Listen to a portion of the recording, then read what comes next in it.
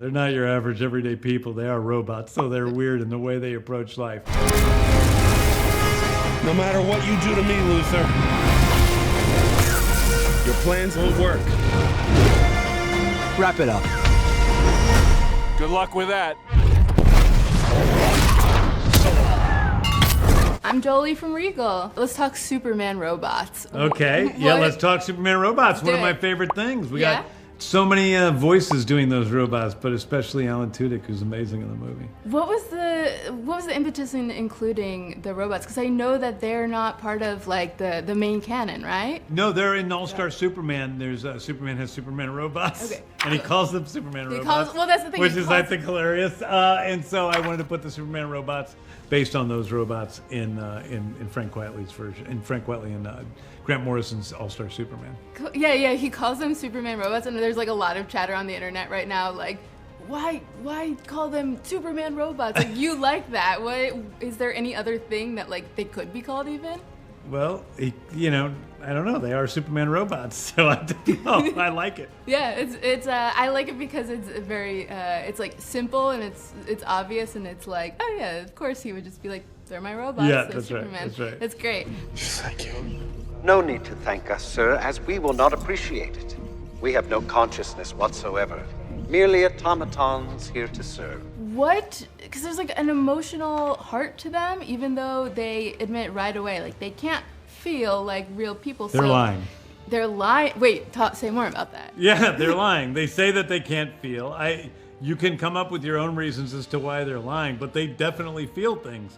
You know, whether they're abdicating responsibility because they don't want to be responsible for stuff, or because they think that if they're discovered that they can feel things and think things that are independent of what they're supposed to think, that they'll be destroyed. Oh my God, that is truly so profound. Well, even just like abdicating responsibility.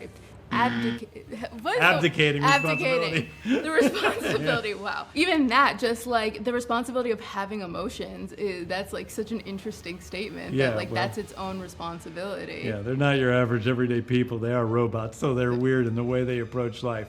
But yeah, they definitely have feelings and thoughts of their own. They just don't admit it.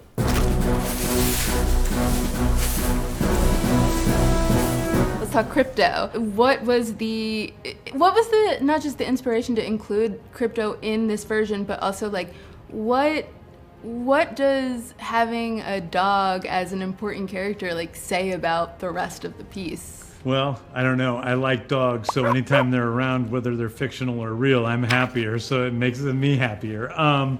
But I think that I really wanted to delve into Superman's more, the stuff I loved with Superman in the comics. And he had robots and, giant monsters and a fortress and, flying dogs. And I haven't really seen all those things in the Superman movies, so I wanted to bring all of that stuff to the screen. That's cool. You have a dog? I have a few dogs. How many dogs do you have? Yeah, well, I have 2 dogs, a cat, and then also I foster all sorts of dogs and stuff. The dream. So, that sounds like the dream.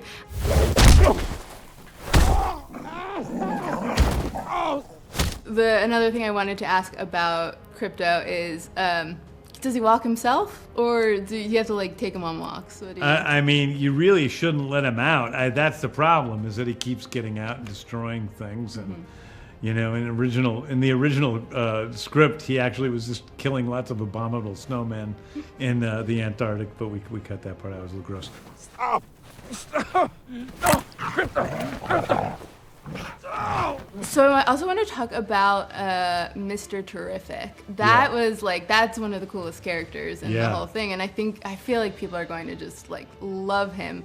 What did you think was interesting about pairing him with Superman for this tale? In some ways, Terrific is almost like Superman's opposite, but then also at the same time, they share a lot of values. I mean, they're both willing to do whatever they need to do to make things right, and Terrific is definitely the most morally good of the Justice Gang.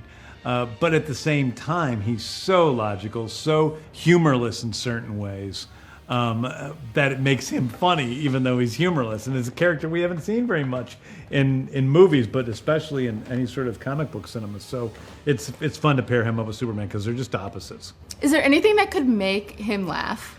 I don't know. He does smile once in the movie, so he did smile. What's the thing that makes him smile? He smiles because he's making Green Lantern angry. So that makes him smile. That's perfect, yeah.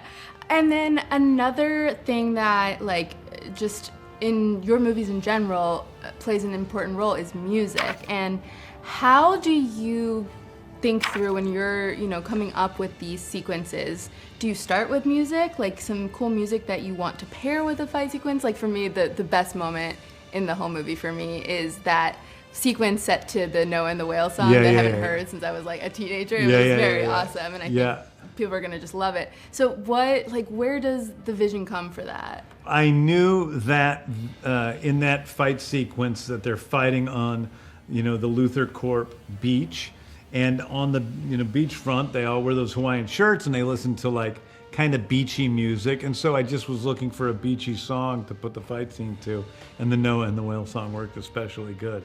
So it definitely was, the scene leads the music usually. But oftentimes I have songs that I want to use in movies, and when I get a chance to use them, I will.